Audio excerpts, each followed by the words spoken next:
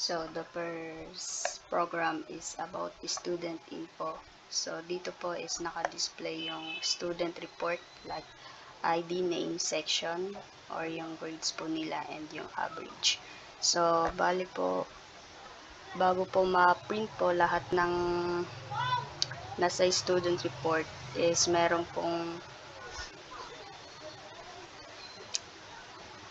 po dito input where kung saan po hihingiin po yung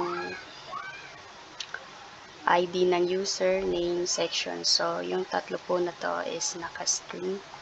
Then, next naman po is mag-i-input din po yung user ng grade po nila. Tatlong grade. So, grade number 1, 2, and 3. So, naka-float po para po if ever may decimal.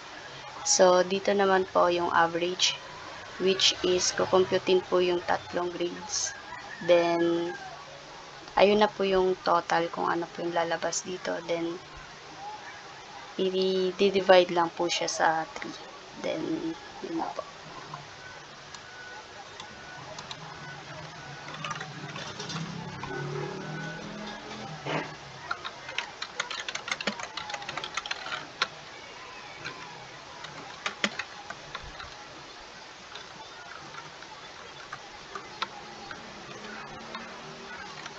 So, ayan.